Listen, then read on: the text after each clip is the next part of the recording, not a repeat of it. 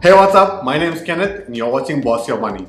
In today's video, I'm going to tell you exactly what are the differences between Sarwa and eToro. Now, I did make a video recently about the differences between eToro and BitOasis, and that video is more suitable for you if you are planning to invest only in the cryptocurrency market. But Sarwa and eToro are two platforms that you might want to consider if you plan to invest in the stock market. So what are the differences between the two and which one should you choose?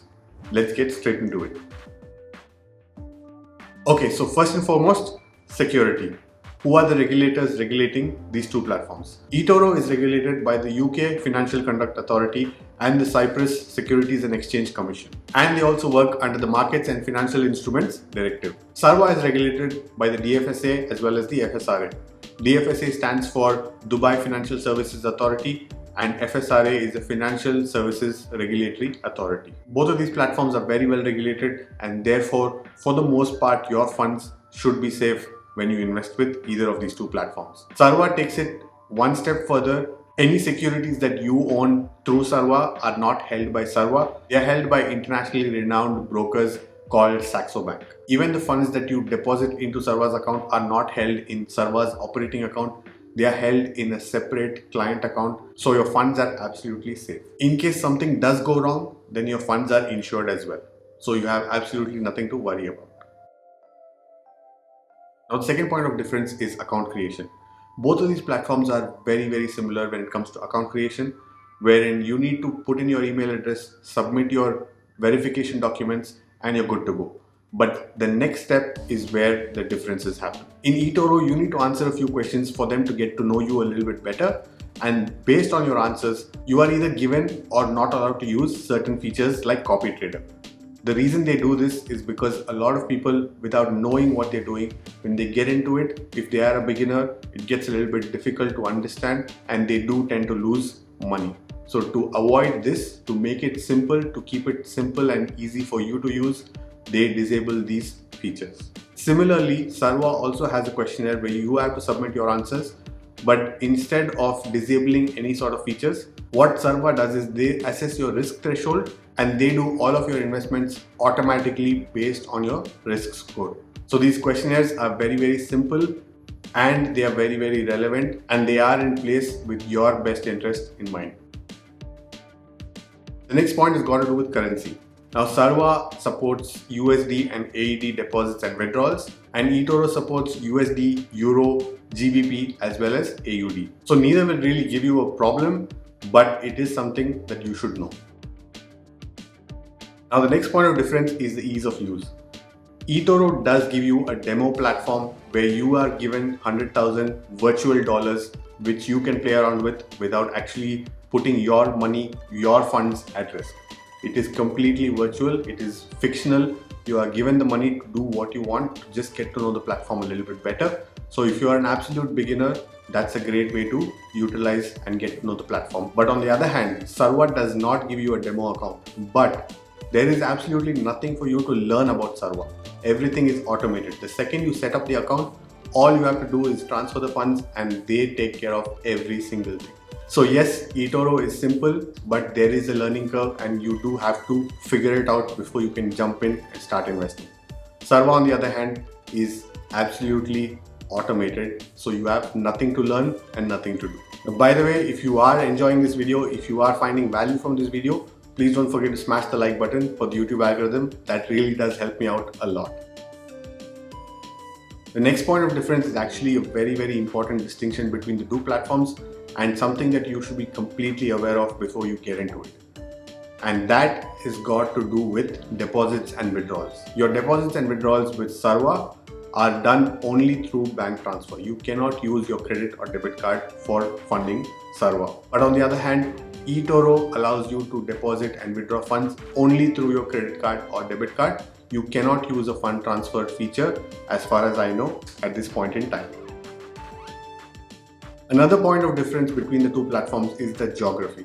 Now, both platforms obviously work in the UAE, and I'm sure most of you watching this video are in the UAE. But it's also important to know that both of these platforms don't support certain countries. Now, Sarwa, for example, does not allow you to create an account if you are a US citizen or a US tax resident.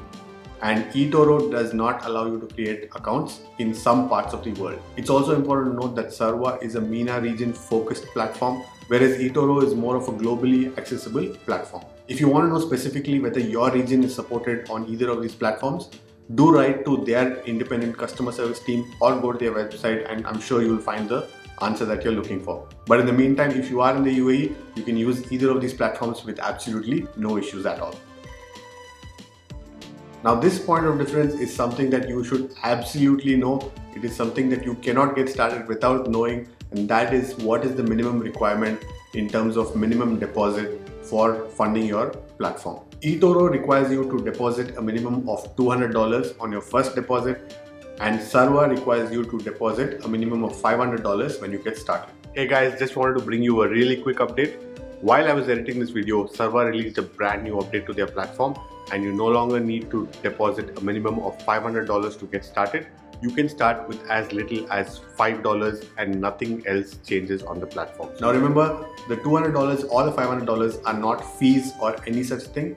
They actually go into your account and you start investing with that amount that you deposit. There is one more thing that you should know about investing with Sarwa when it comes to minimum deposit, and that is they do have an option called SRI, which is socially responsible investing. Now if you do select this option, your minimum deposit is no longer $500, it jumps up to $2,500. So if you have already selected this by mistake, then go ahead and contact their support. Inform them that you would like to start with just $500 and they should be able to work things out. But if you haven't started yet, make sure that option is not selected when you set up the account. Having said that, if you would like to start investing with $2,500, then by all means, go right ahead. Now, if you are considering getting started with either of these platforms, I have left links in the description below.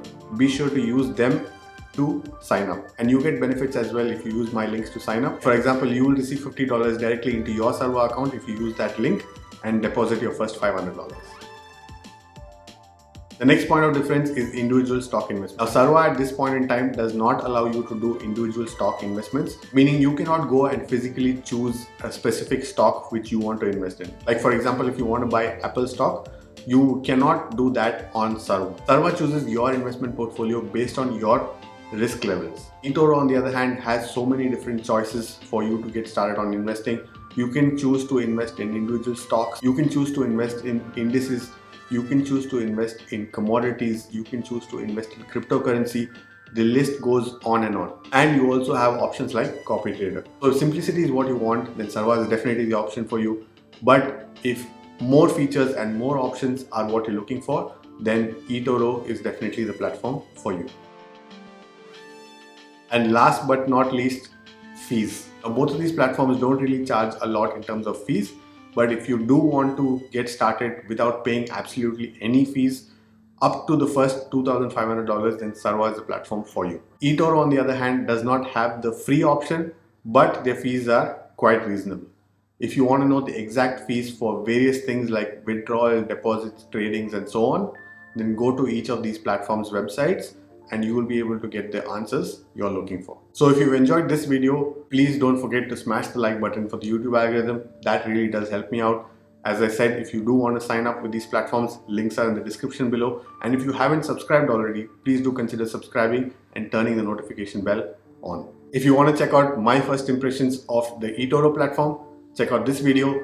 And if you want to check out more information about the Sarwa platform, check out this video. I'll catch you in the next one. Take care.